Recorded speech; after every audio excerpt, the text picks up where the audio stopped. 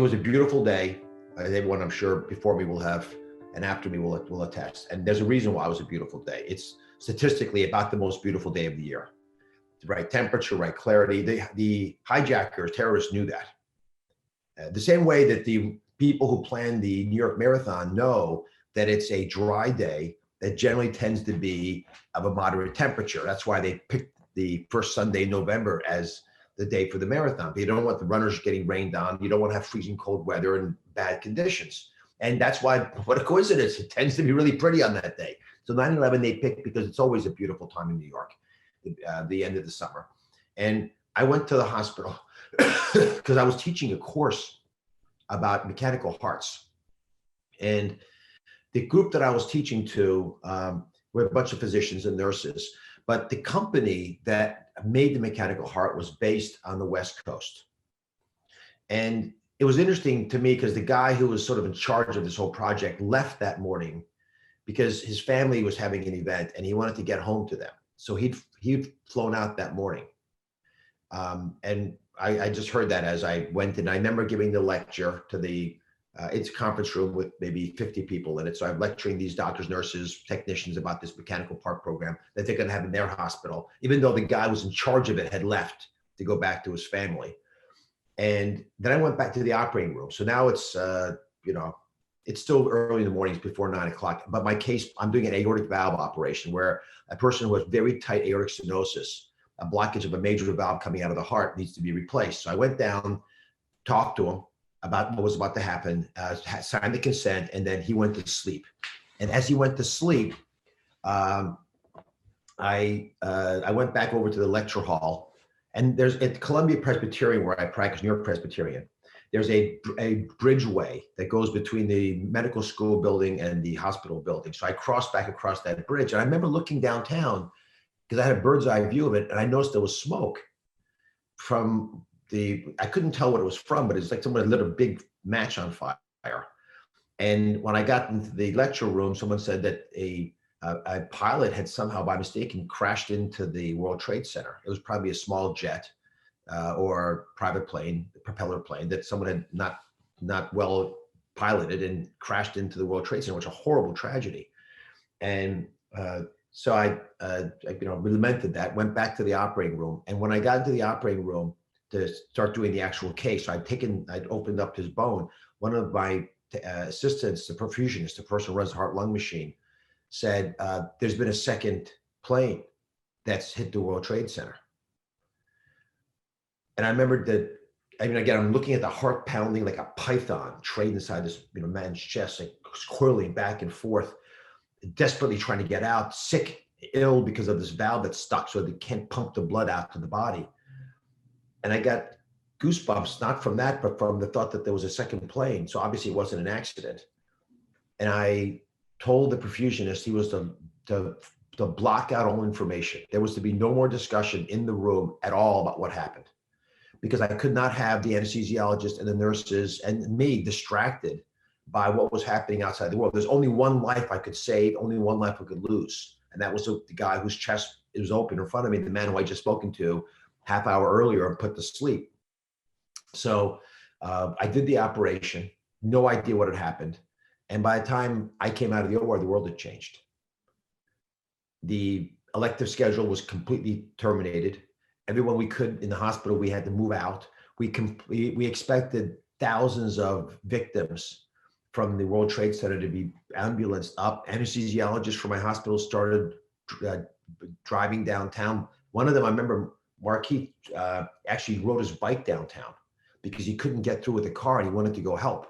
That's what our initial instinct was. We were going to go help these people. They were probably burn victims and people who were traumatized from falling and maybe got hurt by the falling rumbles. It was all hands on deck. No one's going home. We're going to take care of these folks.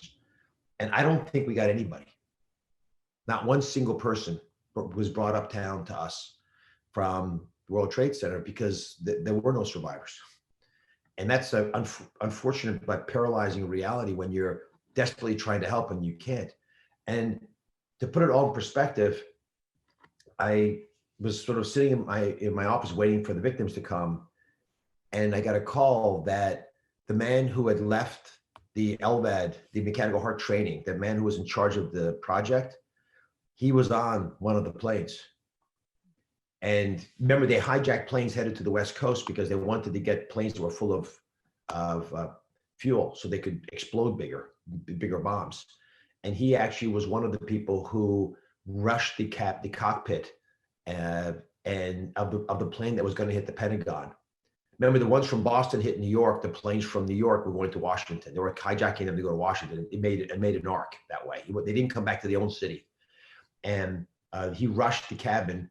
And there's a rumor, I've never heard, I heard it was in several articles, but I never actually saw the transcript, that he had called his or texted or because he somehow communicated with his wife because the plane was low enough, but she wasn't there. So she left a message saying that he was in trouble and he loved her and take care of the kids. And then he rushed the cockpit. They apparently got through, or we don't know what happened. You know, there's a lot of rumors about what the plane that went down in Pennsylvania. But that plane never hit the Pentagon. And he and others were credited as heroes for stopping that. And just to put two buttons on this, there's two moments I'll never forget in my life. The first was driving home that night, because after it was evident there was no one coming uptown, we were told to get out of the city because we expected more problems. And there was a terrorist threat on the bridge, George Washington Bridge, that I literally ride my bike across the bridge to go home. I couldn't go across the bridge. And I sat there with thousands of New Yorkers crowded in the trying to get out of Manhattan. And normally, you know, New Yorkers, we're a pretty rambunctious group, right? Make a lot of noise, yell and scream at each other. Shelley, it was completely silent, as though someone had taken the audio track and thrown it away and just had the video part of it. And all of us just literally sitting, waiting in line, realizing there's nothing we could do, shell-shocked, not understanding what had happened, what it meant, what was going to change, but we knew that the world was never be the same. When I got home, of course, my wife and the kids were all very small. We're very emotional because our apartment was on the Hudson River with a panoramic view of the World Trade Center. So the kids saw the World Trade Center go attacked. They saw it collapse. These are visions that you can't unforget when you see them. And our house was in a plume of smoke that had wind shifted and brought it a little bit to the west where we live in New Jersey. I'm on the river again, so I'm 2 miles from World Trade Center maybe, and from Manhattan. And we were clouded in that, so I could smell the ashes of the buildings that had come down. And the last point that I'll make, because this has happened to many people over and over again. The next day I went in to talk to the patient whose life I was responsible for when the World Trade Center was attacked. And I had to tell him what had happened. And obviously I had to tell him about his own heart, but I'd also tell him that while he was anesthetized, he went to sleep in a different world than he woke up in. And I remember looking at him in trying to, explain this, realizing he just couldn't process this. Nobody could go to sleep and wake up in a world that had changed as much as his had changed.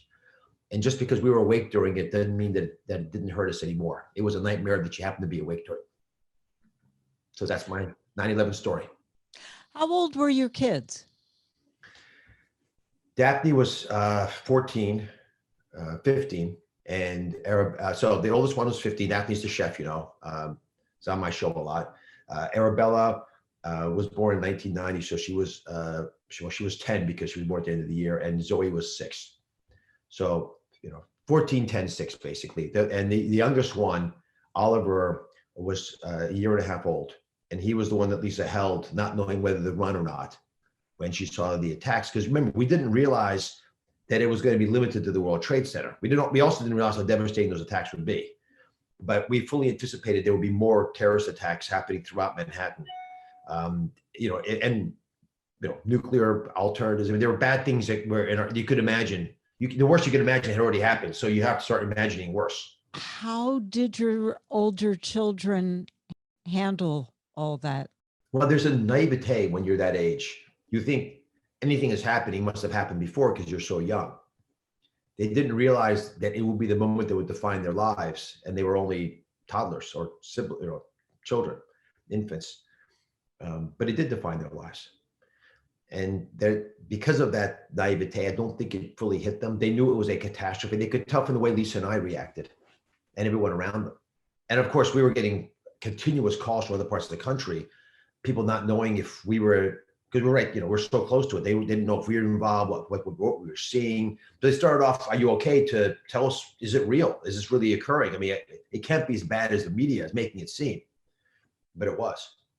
You're a doctor. At what point did you start realizing the health effects of working, living, going to school in that toxic environment?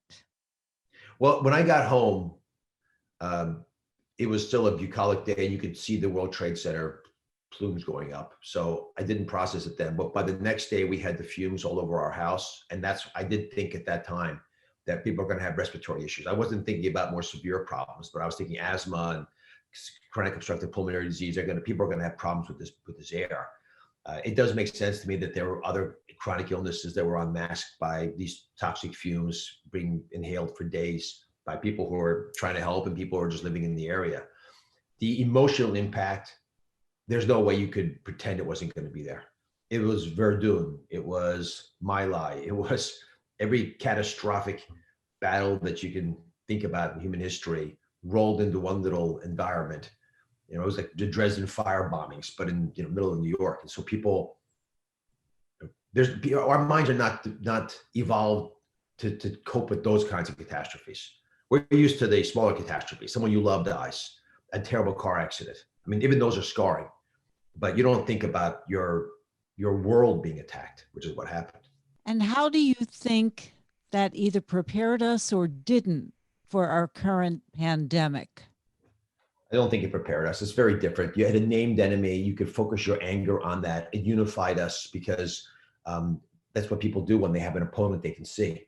The virus did the opposite because we began to blame each other, because we began to see each other as the enemy, since we actually carried the virus. And I think that's one big lesson that will come out of this whole experience is the people who grew up, who came of age with 9/11, saw a nation respond very differently. And we're good enough to respond that way. We don't have to respond the way we're responding now. Okay. I thank you, Dr. Oz. Stay Take care. safe, stay well.